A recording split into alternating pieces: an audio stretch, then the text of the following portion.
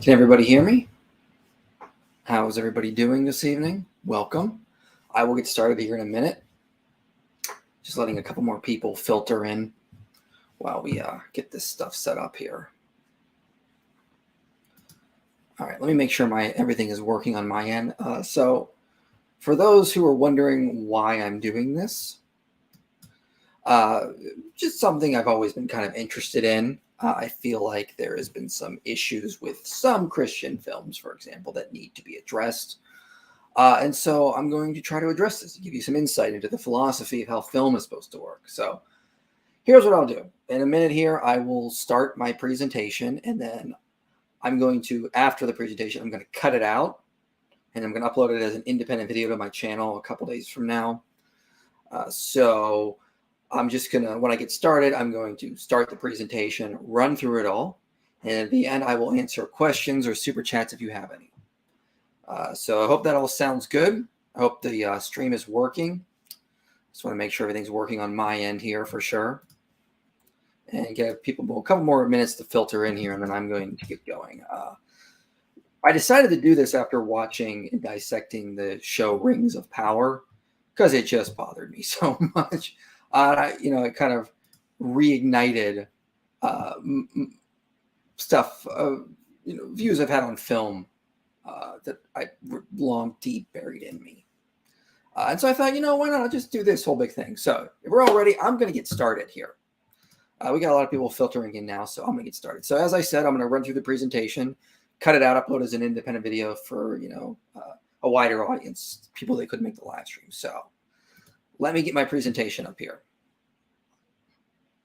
It is a premiere. Yes, we're doing a premiere here. Okay. So, awesome. Thank you. My dad texts me. He says he got me loud and clear. Great. So, all right, let me get this thing going here. Okay. Welcome, everybody, to How to Make a Good Christian Film. There's a reputation in our society that Christian films are bad. Why is that? I'm going to talk about that. But instead of just spending my time bashing a lot of modern Christian films, I also want to talk about what is going wrong and how we can reverse that to make better Christian films. So a little bit about my background. I have a bachelor's in film and cinema. I have a master's in philosophy, and I am a Christian who just loves film. It also loves Christian philosophy. I don't think that bars anyone from talking on this subject. I talk on subjects all the time. I don't have credentials in. I don't think that means you have to have credentials to talk in something. I just wanted to give a little bit of my background before I get going here. So let's dive in. So I want to start off by saying, first, I don't think all Christian films are bad. Obviously, there's some great Christian films. If you've seen the film Amazing Grace, I thought it was wonderful. Ben-Hur is a classic. The Passion of Christ, a great film. Okay, I would even go so far as to argue the greatest film of all time is a Christian film. Would anyone like to take me up on that? Anyone want to bet me? Because the greatest film of all times is The Lord of the Rings. And J.R. Tolkien said flat out, this is a Christian work. So, checkmate. The greatest film of all time is what J.R. Tolkien said, a Christian film. So, I would argue the greatest film of all time is a Christian film. And if you want to see how I make that, I have a video on my channel called The Philosophy of Tolkien, where I go in depth and I cover that. But there is a reputation in our society that Christian films are bad. Why is that? Here's some examples, like Kirk Cameron's Saving Christmas. The remake of Left Behind with Nicolas Cage. Look, the first Left Behind wasn't that good. Remaking it and having Nicolas Cage is not going to fix that. I don't know what was going on there. But we get this idea. God's not dead. And then that was so wonderful, I guess. They had to make God's Not Dead 2. Like, oh, good. I'm so happy. We have another one of these. So we have this reputation that there's a lot of Christian films in our society that are bad. Why is that? Okay. Well, let's start with a simple question. Why don't Christians like these films? Red State, Agora, Inherit the Wind. Why? Well, I think the obvious reason is because they're just too on the nose. Christians are obviously the bad guys in these films, are they not? Or they go very firmly against Christian values in a lot of ways, like Agora, for example. It bastardizes the history of Hypatia, but I mean, it's also obviously, just on the nose kind of thing. So Christians don't like these films because they're obviously the bad guys in it. So think about that. Now put yourself in the shoes of a non-Christian or an atheist. Why do non-Christians not enjoy God's Not Dead and God's Not Dead 2? Gee, I wonder why. I mean, look in the poster of God's Not Dead 2. The bad guys are obviously on the side over there holding up the angry, evil signs about God, anti-God, and all this stuff. It's just obviously a political message. The good guys are the Christian conservatives. The bad guys are the liberal atheists, and vice versa in these films. The good guys are the new progressives with cool ideas. The bad guys are the old conservative Christians. So that's why. I mean, it should be pretty obvious. These are not trying to tell a good story. They're trying to push a political agenda. And no one likes that. Okay? You've heard of get woke, go broke. Get ready for too Christian, no one listens. I know it doesn't exactly rhyme, but work with me on it, people, okay? So that's what I would say. It's the exact same logic. People don't like woke films because they don't like being preached to. The aim of a woke film is not to tell a good story you're interested in. It's to push a message. Story is secondary to the message. Likewise, in a lot of Christian films, they're just obviously Christian. The story is secondary to the message, and no one enjoys that. So let's talk about what makes a good film. Good films are timeless. There's things you want to watch over and over again. Who doesn't watch The Princess Bride at least once a year? If you're an American, you have to. That's just the law. It's just such a good film in America. You have to watch The Princess Bride at least once a year.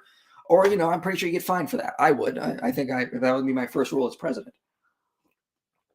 But The Dark Knight, great film of Batman. It's probably one of the greatest Batman films ever made. Spider-Man Far From Home. I think that was my favorite Spider-Man film. I thought it was incredibly well done. 1917, a recent film that came out. Really great film about World War I. I highly encourage it if you've not seen it.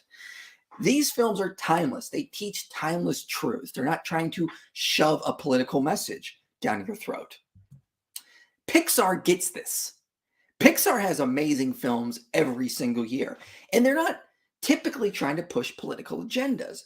They're teaching you about family, about love and friendship, about, living your best life now, to borrow a line from Joel Osteen, but, in a good way. Like, it's not so much about making money, but about enjoying the things around you, enjoying nature, enjoying friends and family. Everyone can relate to these, whether you're a Christian or a non-Christian.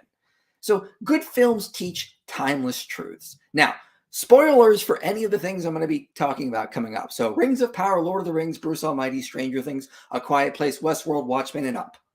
These are the ones I think I'll be talking about, but just so you're aware, spoilers. So let's talk about Rings of Power, okay? Talking about the difference between a movie or a film or a show that has timeless truths versus one that's trying to push a political message.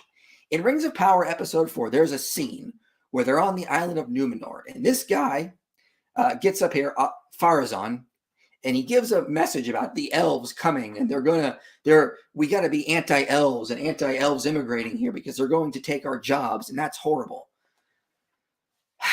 And every Tolkien fan just facepalmed at this. It was a horrible scene, and it did not match Tolkien's vision. Why?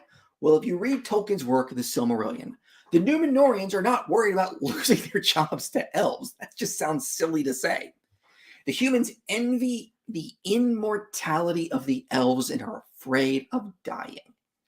That is a timeless idea. Humans from generation to generation have worried about death. We fear death. It's a mystery to us. It's always on our mind from generation to generation. So we're thinking about this. Not everyone in all generations is going to be a right-winger, is going to despise a right-winger who is worried about losing his job. But at Rings of Power, the bad guys are obviously painted as modern people on the right of the political spectrum that are worried about immigrants coming in and losing their jobs. It was just so on the nose in Rings of Power, and especially in this scene here. And no one saw past this. It was just so on the nose. It took you out of the story. It'd been much more interesting for a timeless truth to exist, where the Numenorians are worried about death and they're envying the elves. That's more relatable to more people across multiple cultures, across multiple times. So J.R.R. Tolkien knew what he was doing when he was writing a story. Even something like the Silmarillion, which is not like an in-depth character development story, but it's even more interesting than Rings of Power because it explores these timeless truths. Fear of death, the study of death, is more interesting than They took her germs. Okay, it just should be obvious, but that's what Rings of Power reduced to. It became a joke eventually. It dated itself. It's pushing political ideas. It's not teaching timeless truths. You know who understood this? Well, we'll get to that in a minute, but Jesus understood it. But when you're watching these films here, God's Not Dead 2, Christmas with a capital C, Right to Believe, Left Behind with Nicolas Cage, do you feel like you're learning timeless truths, or do you feel like you're having a political message or a cultural message shoved down your throat? Is the main focus on telling a good story? Is the focus pushing an obvious pro-Christian message? Are the antagonists obviously anti-Christian or anti-right wing? Yes. That's why people have problems with these films. No one wants to go see a woke film because they don't want to get preached to. What do you think Christian films are doing? The exact same thing, just on the opposite end. That's the main problem with a lot of these Christian films and why people don't enjoy them. So Jesus understood this message. Why are Christians not taking cues from Jesus's parables? Okay, he knew how to tell a good story. But why are we not following his example? Jesus often taught timeless truths in his parables. The messages were not obviously Christian or pro-Jesus or pro-kingdom of God. You have to meditate on them and think about them, about who the bad guy is, who's the good guy. Sometimes they even ended on cliffhangers. You know, see a lot of pure flicks films or a lot of Christian films. What happens? At the end, all the good guys win and happy, and they all go off into the sunset. Yay! Not always the case in Jesus's parables. Okay, he often relied on shock value or scenes that made people uncomfortable. How many Christian films today are trying to make people feel uncomfortable? Well, not Christians. They're trying to make, they're just trying to upset non-Christians with some of these films, but they're not making people feel uncomfortable. Another way to put it is they're not convicting people. They're just making them angry. Films that have good messages underneath the story should make you feel convicted in some way. So let's talk about some of the parables. The parable of the prodigal son. Okay, it's not really the parable of the prodigal son. It's the parable of the prodigal sons, plural. Both the older brother and the younger brother have their faults. The father acts in a way that would have been disgraceful at the time. He gives his younger son his inheritance before he's dead. You didn't do that in the ancient world. That would have been basically like being a pushover father. I mean, the crowd at the time would have lost their mind over this crazy father who just gives away his money to his younger son to go and gamble it all away. They would have thought that was horrible. And we do not know it's about the Pharisees, but the parable is about the Pharisees. But it's not obvious. It's not like Jesus doesn't tell a parable and then the evil Pharisees showed up and yelled at the bad, mean father for giving his inheritance away. That's not what Jesus does. The older brother is the Pharisees, and that's who the story is about mainly, because the Pharisees don't want to accept sinners into the kingdom. And so this is a parable about how God accepts them into the kingdom. And what does the older brother do in the story? He goes out into the field of his good works, and dwells there. The father has to go out to meet him and says, look, we had to celebrate because your brother came home. Are you going to come in and join us? And then it ends there. Ends on a cliffhanger. Jesus doesn't tell us how it ends because he's giving a message to the Pharisees. Do you want to come into the kingdom and party with us and be among the saints? You have to accept that sometimes people that have sinned greatly are going to be in there with you, and you're just as equal to them because you've also rebelled. You didn't go out into the world to sin. You went out into your own good works. Your own legalism is where you went. And so that's the point of the parable of the prodigal son. But you don't know that unless you think about it, dwell on it. And it doesn't end happily. It ends on a cliffhanger. Another example, parable of the Good Samaritan. Okay, unlikely hero. The main character would have been disliked by most people this story was being told to, the Jews, because they didn't really like the Samaritans. This would be like a Christian film where the protagonist is an Islamic terrorist. For them, they looked at the Samaritans as if they were their enemies. And there was a lot of bad history between the Jews in Jerusalem and the Samaritans in the north. There was just a lot of problems there.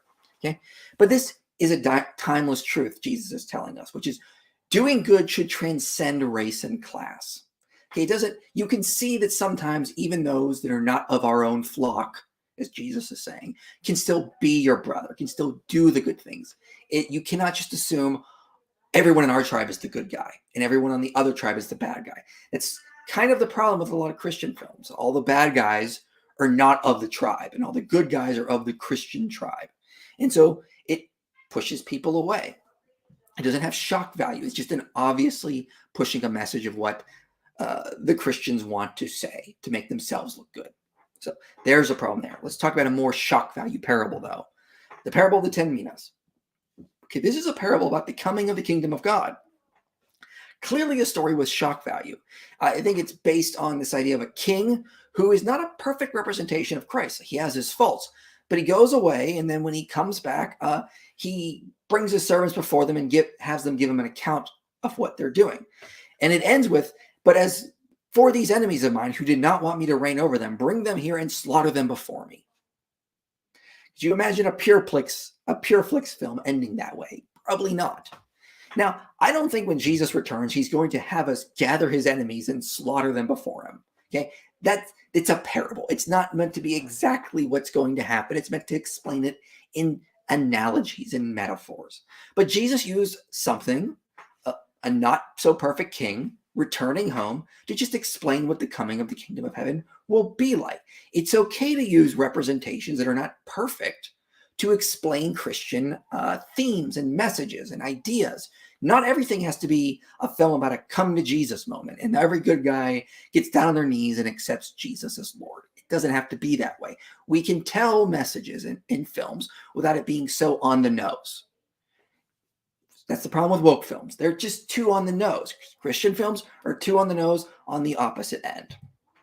So, as I was saying, not everything has to be about asking Jesus into your heart. Okay? The good guys can sometimes do things like in Lord of the Rings that show Christian themes without it being Aragorn at the end getting down and having a vision of a cross in the sky and realizing Jesus died for him. Okay? We can get the Christian ideas and themes throughout them without it being so obvious. Okay? There are other Christian messages beyond obvious stories of people who need to accept Jesus. Jesus did this in his parables. His parables are often about that, just telling ideas about what he's trying to teach without this protagonist who comes to him in the end and is always welcomed and gets down and bows before him, the kind of thing. Stories should have value through the ages. Like with Lord of the Rings, we struggle with the idea of death. That's a timeless truth. Life versus death. These are things we struggle with. Who is my neighbor? It's a timeless thing we struggle with. What is the point of life? Can I live a good life? How do I live a good life? How do I enjoy life? Do I have to have purpose in life? These kinds of things are timeless truths that we can explore because Jesus explored them in his parables. Sometimes characters can be morally ambiguous. Not every good guy needs to be perfect. Okay? Shock value can be useful. It gets you to think. It gets you to reflect on the point of the story. Why did it end that way? What are they trying to tell me? Shock value often has audiences leave thinking about the story more versus not. So let's look at some examples in modern films today. Okay, Bruce Almighty. Okay, very much an obviously I wouldn't say it's a Christian film, but it's definitely not anti-Christian and it has Christian messages in it. But morally ambiguous protagonist, that makes him relatable. Most people, well, all people have morally good things and morally bad things about them. We're not all perfect. Sometimes we get mad at God. Sometimes we yell at God. Sometimes we wish we could be God because we think we could do it better than him. That's what this movie is about. We're not sure how it's going to end throughout the film. Is he going to have a come to Jesus moment? That kind of thing.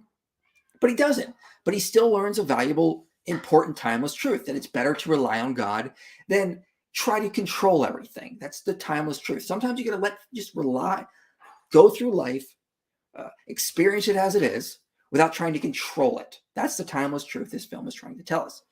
And he doesn't need to blatantly tell the gospel to tell a good story or teach important lessons about trusting God. That's what this is about. It's teaching important lessons that we can get without necessarily seeing him get on his knees at a church before a cross and say, Jesus, come into my life. We can get these types of truths from these films, the same way we can get those same type of truths from Jesus's parables without it being so on the nose. Okay, here's a great film, A Quiet Place. This was like a horror thriller film. It wasn't a Christian film, but Christians loved it. Why? Because it's about a family in a post-apocalyptic world hiding from aliens that will kill you if you make a sound. And they get pregnant. And they decide to keep the baby. So no abortion. Okay, pro-life, there. That's why Christians liked this film. At the end, though, there's even more Christian themes. The father sacrifices himself to save his children, which leads to the family figuring out how to kill the monsters. So the sacrifice of one man for his family leads to them defeating evil. That sounds very much like a Christian theme. Now, you don't have to have it so much that Jesus comes down and starts killing the space aliens. See how the theme is played in the characters, in the character development. The father is a Jesus figure in some ways. He dies for his family, and then they find a way to defeat the evil. And of course, it's not perfect. Not everyone makes it to the end. But that's life sometimes. Sometimes sacrifices have to be made. Not everything ends perfect in everyone's individual story. And that's okay. It's okay to have films where where there is sacrifice, where some people have to pay a price so others can move on. Let's talk about another example here. Okay, Stranger Things. Everybody loves Stranger Things. Okay, there's Christian themes in this. They're not on the nose. I don't think they're intentional either. But because Christianity is so influential on our history and culture, they just start to show up in shows sometimes. So it contains underlying things that it gets from its cultural background, which is heavily influenced by the Christian tradition. So it contains demons from a hellish place that possess people. Sound familiar? The hero is a Christ figure, 11. She is hated by the world because no one understands her. She gets picked on a lot, but still uses her supernatural power to defeat evil. She can even banish people to the upside down, which is a hellish place. And the timeless message of this story is love is stronger than evil. Love is what we use to defeat evil. This is what we see at the end of Stranger Things 4. It's love that gives 11 her power to defeat 1. Very much another timeless truth in there. And you can see Christian themes woven in out. 11 isn't Jesus, but she is a Jesus figure. She has certain themes about her that come from a Christian background that could match a Jesus figure. Not every Jesus figure needs to be Jesus. Aragorn and Frodo in The Lord of the Rings are Jesus figures without them being obviously Jesus. Okay, this is seen in Stranger Things 4. This is midway point of season 4. Max is possessed, as you can see her there in the graveyard, and then she's in the upside down, and she sees her friends calling out to her on the outside. Well, Vecna, or One, has her tied up there, and he's going to kill her, absorb her, basically. And what does she do? She has these memories flashing through her of how her friends love for her and care for her. And Vecna is saying, you don't belong there with them. You belong here with me. You've been repressing your feelings for them. That's why you belong here with me. And she has this big, long sequence of these memories. She realizes that she's been acting a fool, and she just starts running to them. And it's a beautiful, well-done scene. You can feel the passion in this scene. You can feel it was filmed perfectly. It was edited perfectly. Everything about this scene was great. But you can get Christian themes in that. So what I'm trying to say here is, why couldn't Christians make films like this? Where it's obviously not a come to Jesus moment, but you can see Christian ideas woven throughout scene by scene by scene. Things line up that are meant to remind you of Christian ideas and Christian philosophy. Same with Jesus's parables. I'm going to keep going back to that because that's what Jesus did. Why are we not doing films like Jesus did in his parables? But this scene is a perfect example. Someone who has been repressing their emotions is on the edge of death, and what saves her is she lets go of her pride, and she surrenders it and gives into her friends' love for her, and she runs to them with all speed. Okay? Very much a Christian film. Westworld Season 4. Okay, if you haven't seen it, really interesting show. I'm going to focus on Season 4, which unfortunately might be the last season. They were supposed to make another one, but it got canceled. But they might get bought and done somewhere else. But Westworld Season 4 is very Christian, more so than the previous seasons. So robots are called hosts, and they take over the entire world, and they enslave the humans. They basically mind control the humans. They're getting revenge for originally them being used as slaves for human pleasure. Humans are slaves to false gods, the hosts, and they're sort of set up like false gods. There's a big scene in there where the hosts are talking about themselves as gods amongst the humans. But one host, Bernard, he runs several simulations to determine how to save humanity. But in all scenarios, he has to die for humanity to save them. So he's sort of like a god figure. But he wants to save humanity. So he is omniscient. He runs all the scenarios like Doctor Strange in Infinity War and figures out how to save humanity. So he's omniscient on his timeline. He knows what's going to happen. In previous seasons, though, Bernard is set up as like a creator and savior figure, even though. And so that's what he does. He goes through and saves humanity, even though it means he's going to die. The villain is a man in black who causes chaos and destruction.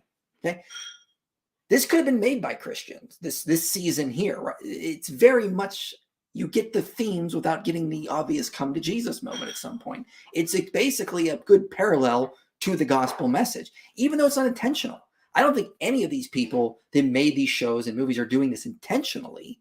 It's just so infused in our culture that a lot of times writers pick up on themes of death and resurrection and God figures saving humanity through his struggles and trials, because it's just so woven into our culture that a lot of writers just pick up on these things. Let's talk about another one. Now, I wasn't going to include this one, but when I told a friend I was going to do this presentation, he said I should watch the show on HBO called Watchmen. Now, I didn't watch it because I was told there was a lot of explicit scenes in there. And I was like, I don't really want to watch that. He's like, well, here, just read the synopsises for the prior episodes, then watch the last two. And I did that. And my God, is this obviously like filled with Christian themes. So it's supposed to be a sequel to the Watchmen comic. You remember the Watchmen comics, very famous from the 80s. But after this, Dr. Manhattan builds a perfect world on the moon of Jupiter. He builds human-like creatures. They're perfect. They're wonderful. They do whatever they want. They worship him. They treat him as God. And he hates it. He abandons it. He doesn't want creatures that just are forced to love him. He wants creatures to freely love him. So because he's omniscient, he goes back to Earth and picks up a relationship with Sister Night here in the comic. Says, look, I love you. I want to spend my life with you, basically.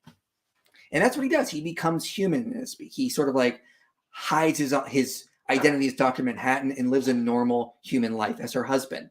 Because it's better for God to abandon perfect heaven, come to Earth, and have a relationship with creatures who will freely love him. But in the end, he gets back his memory of who he is, because he realizes, because he's omniscient, he needs to die to save her, save the world, basically. So he knows he's going to die, but he puts his power in an egg and gives it to her, and she doesn't realize it till after. But basically, he dies for her, which allows her to become godlike. So God abandons heaven because he loves humans, comes down, dies for them so they may become godlike. Very Christian theme. I mean, obviously. And the creator of Watchmen didn't like this show. And I think one of the reasons why is because it wasn't his philosophy. It was an entirely different philosophy. It was more Christian than anything else. So very interesting show. It'd be nice if a Christian would have made this and kept out some of the explicit scenes. They could have done that. But no, we're slacking on this, and we're trying to push political messages and trying to tell good stories. And we're missing our opportunities here. So in a lot of shows and movies, there are Christ-like figures constantly. In the book series, A Song of Ice and Fire, which became the show, Game of Thrones, Jon Snow is a Christ figure. He dies and resurrects, and he dies before a cross. Harry Potter dies and resurrects at the end. Neo dies and resurrects and becomes a godlike figure that can fly and move through walls, and he's meant to save humanity. Okay? Very Christ-like figures. They're not perfect, though. They're not obviously Christ, but they're Christ figures. They're protagonists you can relate to, you can see yourself as, but they also teach Christian themes, that it's better to be more like Jesus. That's the thing about being a Christ-like figure. It doesn't have to be Christ. What it's meant to show is that someone in a regular robe can be Christ-like, which is what we're supposed to be, Christ-like. So that's what they do. They do things that are Christ-like. And since you often want to relate to the protagonist of a movie or a book or a show, you're meant to follow their example and also want to be Christ-like. Even though they're not perfect, even though they struggle, you go through them with their struggles and go with them through their overcoming of their faults and moving more towards a Christ-like end. This happens quite often. So why is this all important? Well, films and stories are powerful. Okay, more people know about C.S. Lewis and Tolkien's philosophy than some of the most famous philosophers out there. We know more about their philosophy because they tell their philosophy to us through stories. And humans like stories.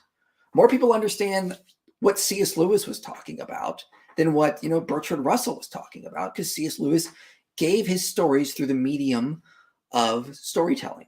And it's easier to digest philosophy through storytelling. So we need to do that. If we want to preach the gospel, sometimes we need to do it through stories. Sometimes we need to do it through ways that are not so obviously on the nose, where Christians good, atheists bad kind of thing. Okay? Films do affect and change culture. This is just well known around the world that films do influence the way people think subliminally in a lot of ways. Stories affect culture. We're very much influenced by the stories we get from the Bible today. They radically shape the culture we have today, as historians will tell you. So films carry these subliminal, subconscious messages that are easy to digest. Christian films do this poorly sometimes and do not affect the culture.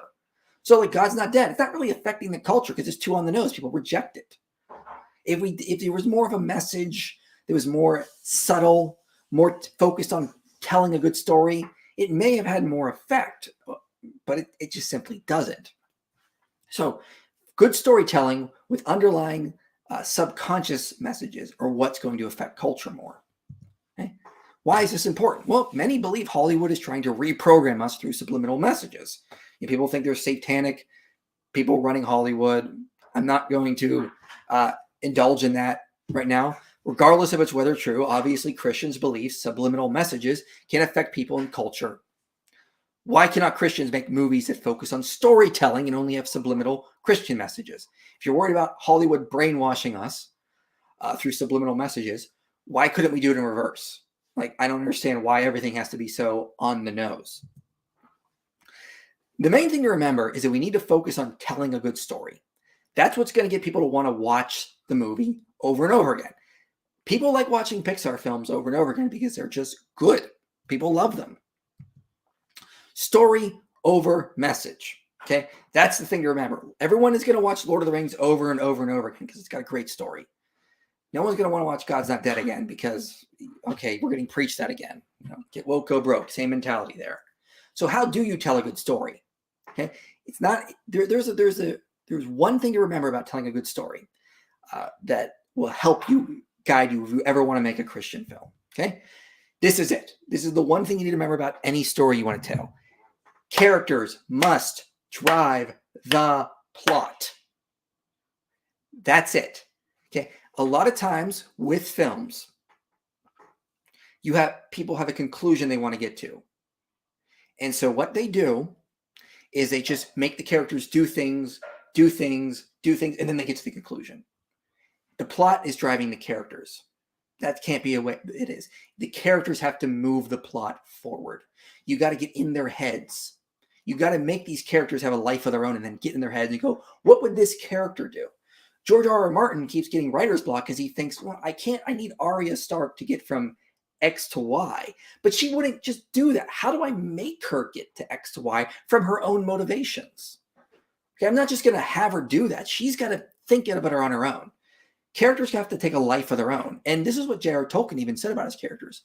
One time he reported that when he was writing, he wrote that Galadriel wrote, "I passed the test." And Tolkien sat back and go, I wonder what she means by that. I'll have to think about that a little bit. He had invented these characters in his head to the point where they basically had a life of their own. And he was almost along for the ride half the time. Why? Because he focused primarily on making good characters, and then they made the story unfold for him. So we see that. Frodo leaves the Shire in Lord of the Rings for his love for it. That drives the plot. He takes the ring out of the Shire because he loves it so much and he wants to save it. Frodo decides to take the ring to Mordor because of his love for Middle-earth. It drives the plot. He cares about his friends and he doesn't want to see them get hurt. He understands this is his duty. Frodo leaves the Fellowship at the end of the first book to save them. That drives the plot. Sam, sorry for the typo there, Sam goes with Frodo because he loves his master. Okay, that drives the plot. The characters are always driving the plot. Let's see a bad example with what I always pick on, and I have every right to pick on it because it's a horrible show. Rings of Power. Rings of Power, the characters do not drive the plot. The plot forces the character. Galadriel in the show is forced to go to Lindon because of a mutiny, so she's forced to go there. She is forced to go to Valinor, leaving her with the only decision to jump ship and try to swim back. The sea that she's swimming in forces her to go to Numenor. Okay, the sigil she finds forces her to the Southlands. There's no other choice. The tree petals falling on Numenor force the Numenorians to go to war because it's now a bad omen. Now they have to. Okay, Totes not Sauron, who is Halbrand, gets injured, forcing Galadriel to take him to Eregion to get healed. Okay, the plot is always happening, and the characters just have to react. This is the Rings of Power. Plot happens, characters have to react to it. Plot happens, characters have to react. In the Lord of the Rings, the characters do things that drive the plot forward. That's how you tell a good story. That's the main way to tell a good story, quite honestly. Characters are going to drive the plot. Could I write a good story with that? No. I can dissect film. I can study it. I can learn from it. I'm probably not prepared to write a really good story because I've not gotten into the nitty-gritty of it for a while. It would probably take a lot of practice. But this is just the one thing that we know is that characters drive the plot. That tells a good story. You can sometimes have things where the plot happens and the characters have to react, but most of the time you want the characters moving the plot forward. So here's another thing about movies. Okay, this is something I learned a lot in film school. They beat it into our heads. So in films, this is how it's generally divided. You have Act 1, Act 2, Act 3. All films are sort of divided in this. And we'll go through an example. Take the movie Up, Pixar. Okay. In every film, there's the beginning, and then you get to the inciting incident. The inciting incident as a film is something the main character doesn't do. It's something that happens. In the movie Up, one of the construction workers bumps his deceased wife's mailbox. That's the inciting incident. It causes him to act, and he attacks the construction worker, meaning he's going to lose his house. So he goes through second thoughts where maybe he should go to the old home, maybe not. But then he decides, no, he's going to take his house out of there with the balloons. And that's the climax of Act 1. The character sets the story in motion at the end of Act 1. He's got obstacles. In every film, there's typically a midpoint too. In the movie Up, it's when he is in the wilderness and he meets his childhood hero, still looking for the legendary bird. That's the twist. It's like a big twist. It sort of changes the story. Up to that point, he's just trying to get to the falls. Now he's got to try to fight this childhood hero he has. It changes the story. It's a twist. Obstacles come about. The climax of Act 2 is always the main character's lowest point. It's always going to be that. Okay. So in Spider-Man Far From Home, it's when his Aunt May dies. In Up, it's when the bird is taken. Russell leaves. He's in the house alone. You know, the house is getting burned. He's all alone. He loses everything, basically. So that's the climax of Act 2 is always your main character's lowest point. If you think about films, think about your favorite film. It's always the climax of Act 2. The main character is always at their lowest point. It just has always been a time told truth. And then, of course, in Act 3, you have the big finale where the antagonist and the protagonist fight typically, and then you wrap up and have the end. That's generally how a movie is told. Shows can be a little different, but sometimes shows use this over the course of several episodes.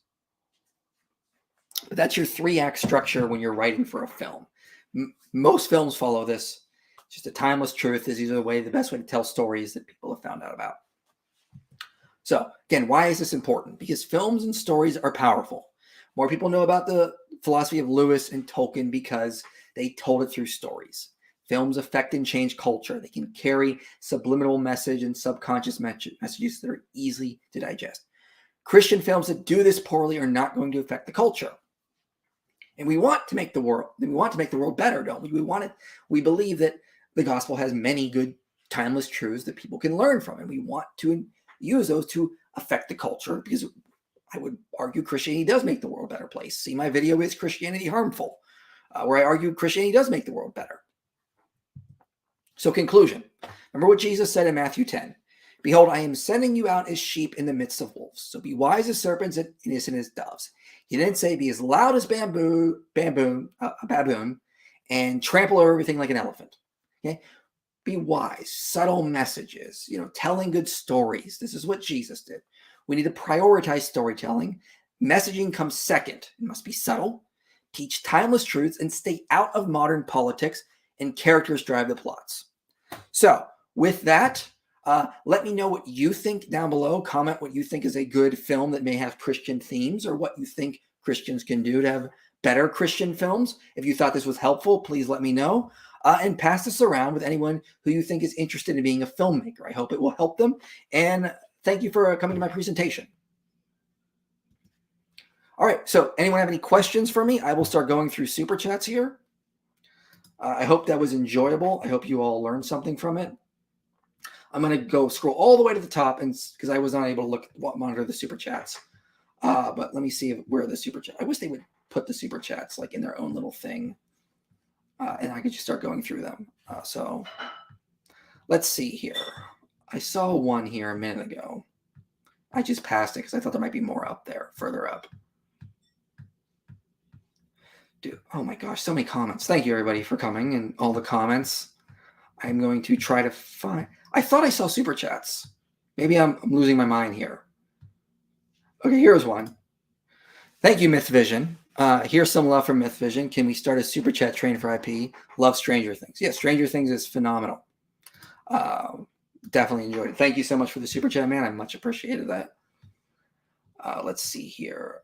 Thank you for the Super Chat. 1OL11. Much appreciated. Here's another one here. Okay, so how would you define a Christian film given that you've extracted Christian principles from these that may not have intended to be Christian? That's the thing. I don't think we need to have films and Christian films. That's one of the points I'm trying to get here, is that maybe we should just focus on making good films that have Christian messages. Okay, PureFlix doesn't really get that, unfortunately. And sometimes I think they may put out some good stuff. Sometimes it's just not. I mean, we don't need a separate genre here. They should just be good films that teach Christian messages. Why shouldn't we be doing that as Christians? I see that as far more fruitful than trying to push obviously on the nose Christian messages. So yeah, let's not have a separate Christian film. Let's just make good films and then teach things that don't end with like nihilism, or don't end with this idea of moral ambiguity, that there is good and evil, or that there is a right and wrong kind of thing. You can have those like the movie Quiet Place. Okay, it teaches a subtle pro-life message. I don't think it's intentional, but why not just do something like that? The main point of them, they were trying to tell a good story. That was what they were trying to do, first of all. Thank you for the Super Chat, Charles. Did you read Frank Turk's book about this? Sorry, I did not. Cannot comment on it. Make an epic Christian Ghost Rider film. Yeah, go for it. Thank you for the Super Chat on there.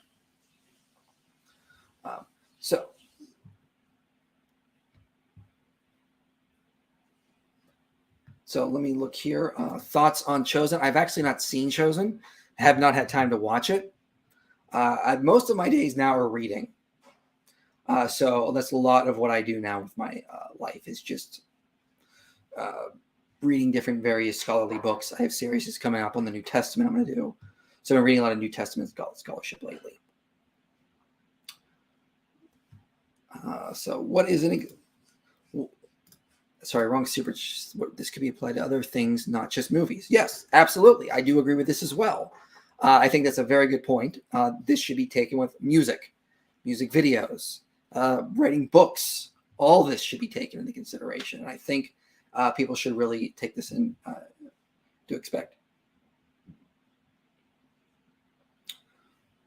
Okay. Check out Amazing Grace. It's a really good film about the history of ending slavery in Britain. I thoroughly enjoyed it. I hope a lot of you did as well. That was very interesting. So we got another couple Super Chats here. If there are no more Super Chats after these ones, I will just close things out. Gran Torino has a Christ figure in Walt's Sacrifice. What is Gran? I think I've seen that before.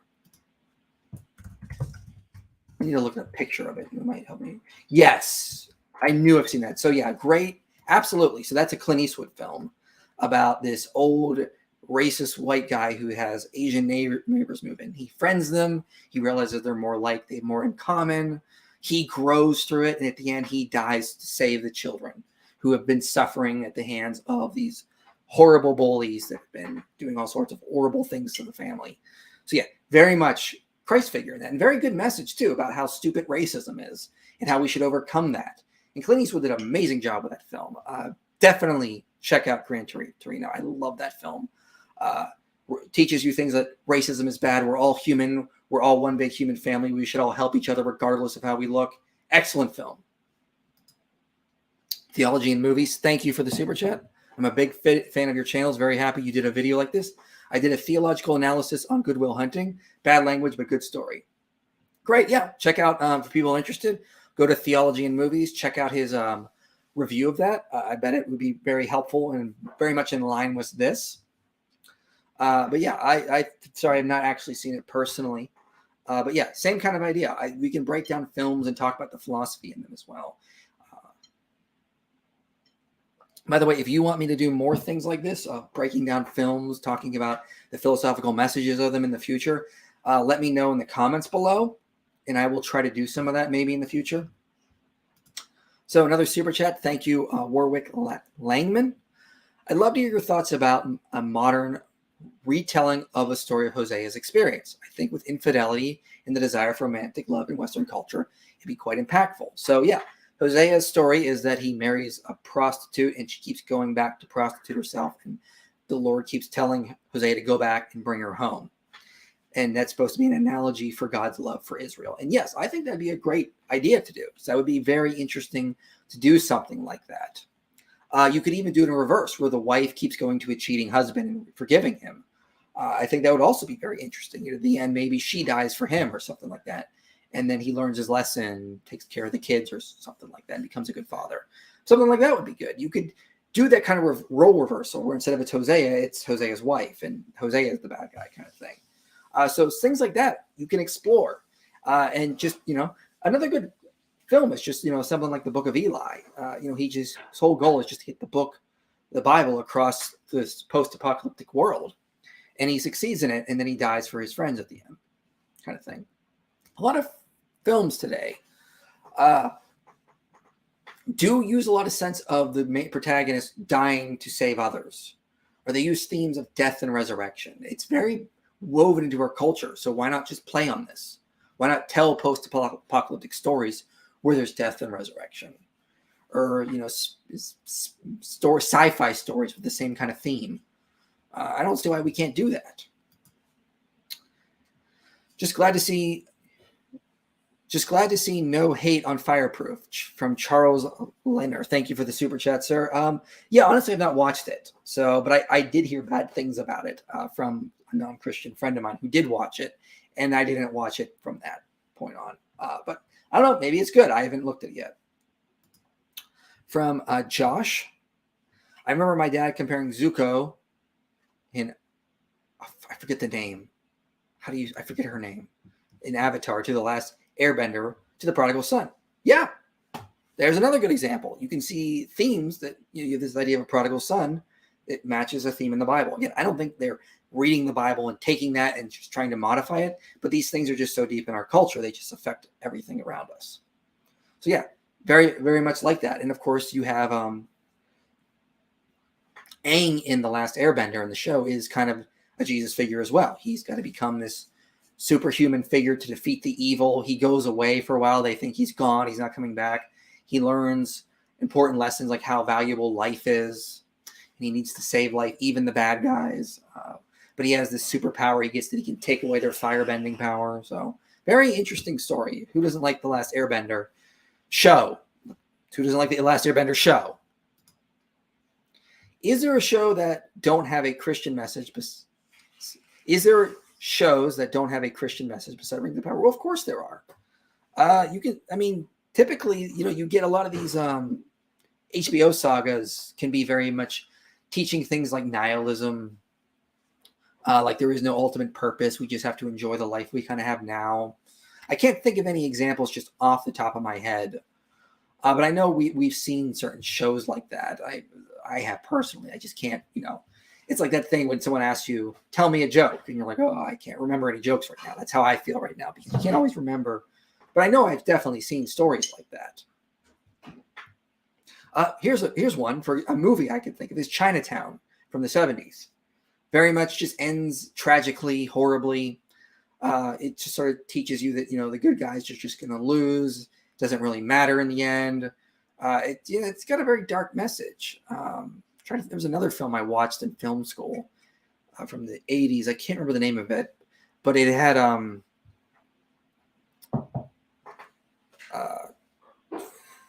the same main actor from Chinatown. Let me look that up really quickly because his name is escaping me.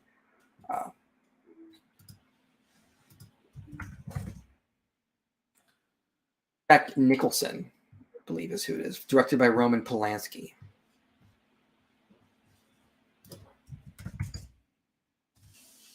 Jack Nicholson. So Jack Nicholson was in another film. I can't remember the name of it. I apologize. Maybe if someone remembers it as I'm talking about it, that would be cool. But it's an older film. I don't know if many of you have seen it, but it's really just kind of a depressing film. It's Jack Nicholson and his friend are in college, and they both fall for the same girl. His friend gets the girl, and Jack Nicholson is horrified, so he just grows up miserable, gets another wife who he abuses. His friend ends up cheating on his wife, the girl he loved, and they just basically spend the rest of their life in this nihilistic hellhole and cheating, sleeping around with women. And it was banned in a bunch of states when it came out. But yeah, it's really just depressing film. Any early thoughts, expectations on Jesus Revolution that's coming out soon? Thank you for the super chat, Charles. No. I didn't really even talk about Rings of Power until it came out because I wanted to wait to see it for myself. I was skeptical of it, but I haven't really looked too much into the Jesus Revolution film. So, No Country for Old Men is a great film. Thank you for the super chat, John Shoemaker. Then it's another film that sort of just ends sad. The bad guy gets away. He murders who he wants. I mean, the lesson I think from No Country for Old Men is that don't live for money. Get rid of that stuff. Let evil take the money and run. I mean, you don't need it because the main guy finds the money and he realizes that, he's being chased by the serial killer and he keeps trying to go away because he thinks the money's going to make his life better for him and his wife. And he ends up dying and his wife ends up being killed too because of it. He should have just got rid of the money is kind of the theme. But I mean, it doesn't really ring any true Christian themes in it, really. I mean, it just gives you kind of like a sad outlook on life that, good cannot overcome the evil. And we're just sort of going to live our normal lives out kind of thing. I'm sure other film critics might disagree with me on this. I'm sure they might say, no, here's where you're getting this wrong. But that's what I sort of got from No Country for Old Men. Same with another film came out the same year. Had blood in it. What was that film called? About oil. There Will Be Blood. Anyone see that film? Ooh boy, dark film. Just not so much like horror film, but just like sad and depressing. And of course, the Christians are the bad guys kind of thing. But I actually enjoyed it. I thought it teaches, you kind of leave that film with the idea that, take care of your loved ones and your children. Don't treat them like objects for gaining more money. Because at the end, the main character loses his son. And it's just a very sad scene, really. You feel bad for him and everyone in that scene. That kind of thing. You think Clockwork Orange is Christian? I don't think so. It's been a long time since I have watched that. I want to go back and rewatch that. The first time I watched it, it just was like the eye opening of the eye things is, oh boy, it's hard to get through kind of thing. So I don't think so. Maybe I'd have to think about that one, but thank you for the super chat. I don't know. I have to think more about that one. All right. So there's no more super chats at this point. Thank you everybody for coming to this. I appreciate everyone coming to my presentation here. I hope you enjoyed it. I hope you learned something from it. Thank you for the super chat. Thoughts on Bresson? What is? I'm really bad with names. Okay, is that a director you're talking about? I need to know more about what you mean by that because I think that's a film director, if I'm not mistaken. So sorry, I'm not sure what you mean by Bresson. Sorry, John S., but thank you for the super chat. If you want to comment, I'll take a look, but I can't remember anything about what you mean with regards to Bresson. Yeah, he's a director usually considered a Christian. Yeah, I'll check him out. I'm sorry, I've not actually seen some of his stuff before, but yeah, I'll check some of his stuff out. Could be kind of interesting. But yeah, thank you everybody for coming to the presentation. I appreciate it. Maybe we'll do more film analysis in the future. If you guys are interested in this stuff, comment below if you want to see more of that. And I'll see you guys next time. Thanks.